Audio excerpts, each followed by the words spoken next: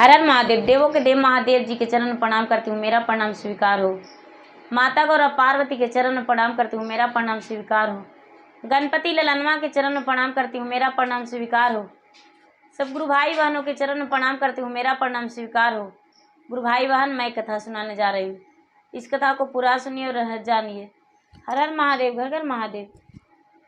गुरु भाई बहन, एक लड़की थी, वो भगवान की भक्त थी, भगवान की पूजा करती थी। लेकिन गुरु भाई बहन, उसके माता पिता नहीं थे, उसका संसार में कोई नहीं था। उसके माता पिता बचेपन में देहांत हो गया था माता पिता को, और गांव वालों ने उसका परवरिश करते थे। तो एक दिन का बात है गुरु भाई बहन कि गांव वालों ने भी उनका भोजन कोई नहीं दिया। वो कन्या बड़ी हो चुकी थी, तो गांव वाले कहने लगे कि ये तो बड़ा हो गई है, लेकिन इसका विवाह कौन करेगा। हम लोग ऐसा कीजिए कि ये घर से कहीं चला जाए, गांव छोड़ दे। गुरु भाई बहन, पूरा गांव में उस लड़की को भोजन किसी ने नहीं दिया। वो लड़की तो अनाथ थी, उसका कोई सहारा नहीं था। उसका चाचा चाची जो थी वो भी घर से निकाल दिए और बोले कि हम नहीं रखेंगे। गुरु भाई बहन, वो बेचारी रोती रोती मंदिर के पास चली गई। मंदिर में एक पुजारी थे, पुजारी बाबा भगवान को पूजा कर रहे थे। भगवान को पूजा कर रहे थे तो उसने पूजा करके निकल रहे थे तो इस कन्या पे नजर पड़ गया। गुरु भाई बहन, जब कन्या पर नजर पड़ा तो पुजारी बाबा आंखों में आंसू देखकर कहते हैं कि अरे तू कौन हो और किसकी बेटी हो, तुम्हारे माता पिता कौन है, और तू इस जगह मंदिर के पास आके बैठ के क्यों रो रही हो। लड़की बोली, बाबा माता पिता कौन होते हैं मुझे पता नहीं, क्योंकि मेरा माता पिता तो है ही नहीं। तो भला माता पिता के बारे में हम क्या जानेंगे, मेरा इस संसार में कोई नहीं। बाबा कल मुझे दिन भर खाना किसी ने नहीं दिया, रात्रि भी बीत गया, आज भी दिन बीत ही जाएगा। मैं भूखा मंदिर के पास आया हूं कि कोई यदि मुझे मंदिर में भोजन करा देगा तो अच्छा है, मंदिर के पास जाएंगे, प्रसादी थोड़ा मिल जाएगा तो मेरा कुछ तो भूख और प्यास बुझा जाएगा। इसीलिए बाबा मंदिर के पास आए हैं। पुजारी बाबा ने आंखों में आंसू भर के और लड़की की तरफ देखकर कहने लगे, बेटी लो तू मेरे पास से थोड़ा सा प्रसादी ले लो और प्रसादी खाकर पानी पी लो, और इसी मंदिर के पास तू रहना, हम आएंगे तुम्हारे लिए भोजन लेकर। गुरु भाई बहना, वो लड़की प्रसादी खाई और प्रसादी खा के जब पानी पी ली तो ब्राह्मण को कहती है, बाबा मुझे भोजन का कोई आवश्यकता नहीं, मैं आपके घर से भोजन नहीं खा सकती, क्योंकि आप तो खुद एक मंदिर का पुजारी हैं और मंदिर के आश्रय में रहते हैं। यदि आपका भोजन हम खा जाएंगे तो आपका बच्चे लोग क्या करेंगे। बाबा हम नहीं ऐसा कर सकते हैं। गुरु भाई बहना, वो पुजारी बाबा घर चले गए और उस दिन से ये लड़की ने मंदिर का पूजा पाठ करने लगी, मंदिर का पूजा पाठ करने लगी और मंदिर का साफ सफाई करने लगी।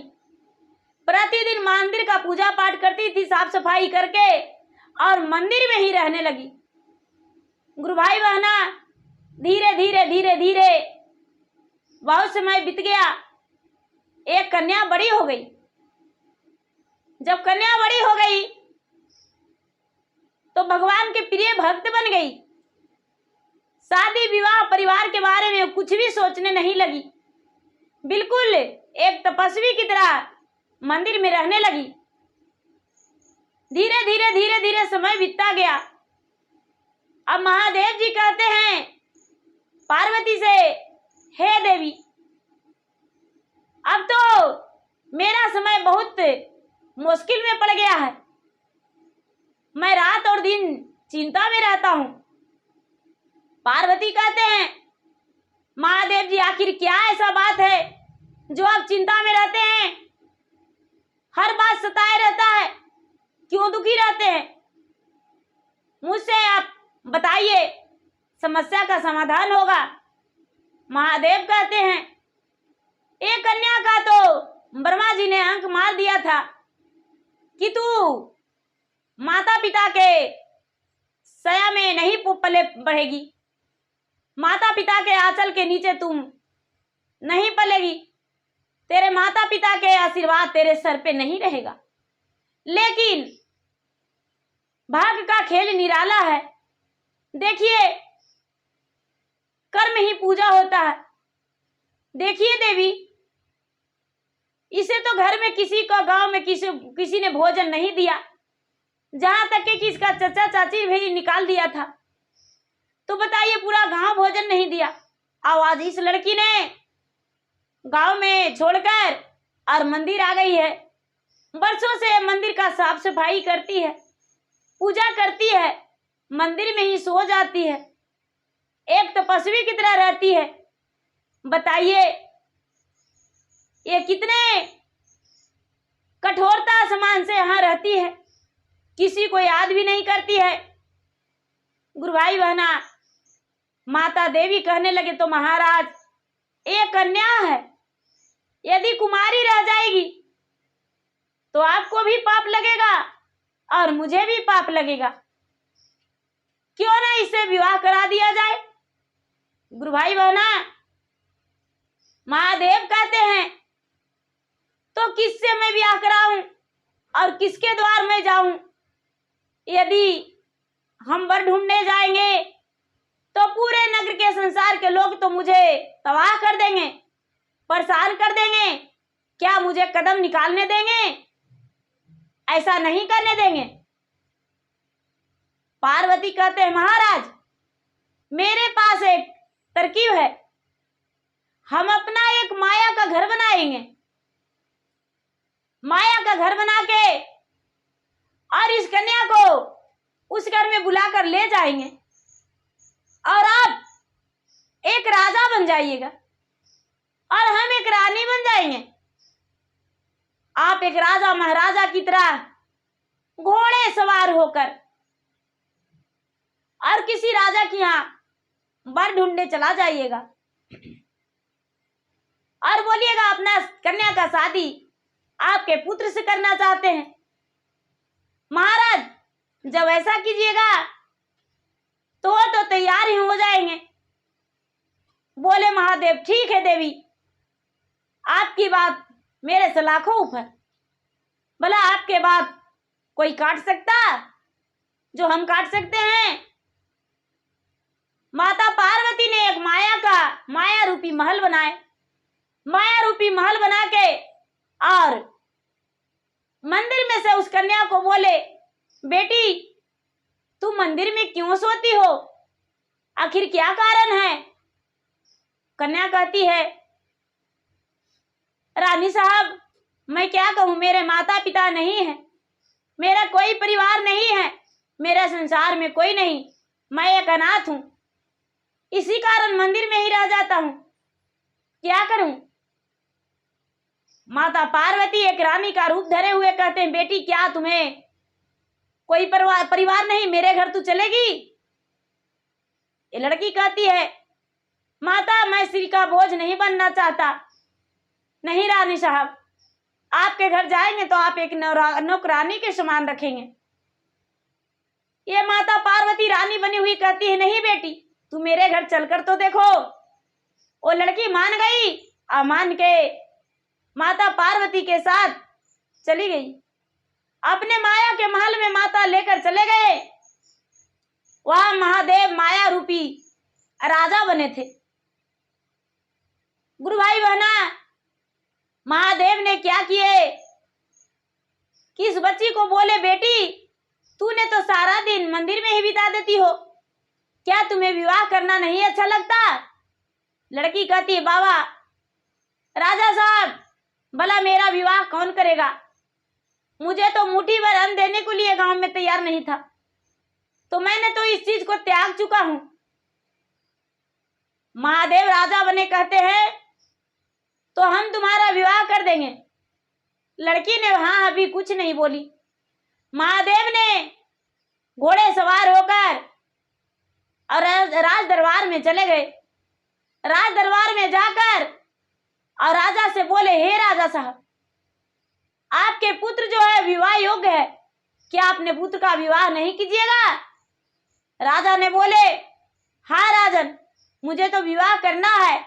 यदि मेरा पुत्र का योग कन्या मिल जाए तो भला अपने पुत्र को विवाह कैसे नहीं करेंगे? गुरु भाई बहना, जब ऐसा बात सुने महादेव तो कहते हैं, ठीक है, मेरा एक कन्या है, मेरा कन्या से विवाह अपने पुत्र को कीजिए। राजा ने इनका घर को पता पूछे तो महादेव ने अपना घर का पता बतला दिए। राजा ने आए इनके साथ और लड़की को देखकर मोहित हो गए। राजा ने दोनों मिलकर, इधर महादेव और उधर राजा, तो महादेव भी तो एक राजा का रूप धारण किए हुए थे, दोनों ने तय तवाने कर लिए। ब्राह्मण को बुलाकर दिन सुदिन बैठा लिए गुरु भाई बहन, और शादी का बारात आ गया। राजा साहब बारात लेकर महादेव के द्वार पे आ गए।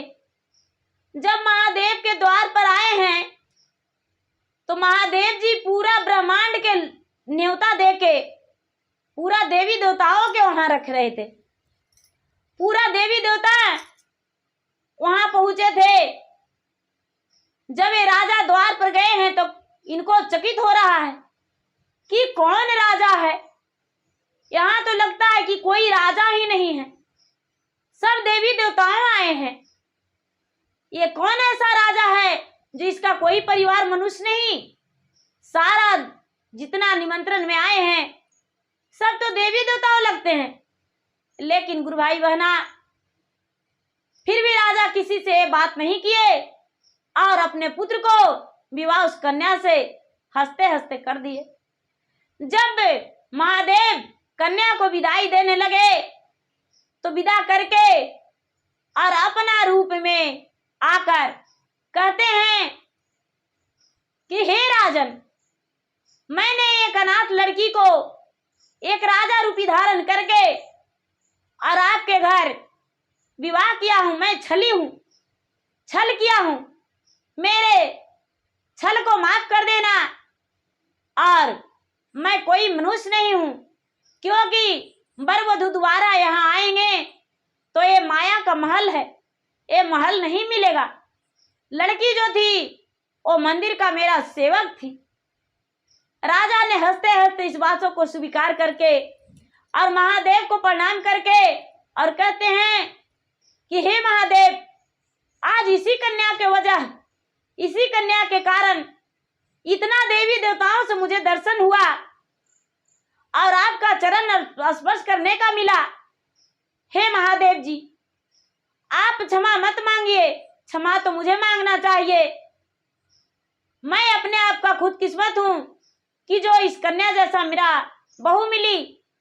हे महादेव, मेरे परिवार पे अपना कृपा बरसाए रखिएगा। और इससे ज्यादा मैं क्या कहूं, समय भी नहीं है और पहले से मुझे ऐसा बात कुछ भी नहीं पता था। महादेव ने उस कन्या को हंसते हंसते विदा कर दिए।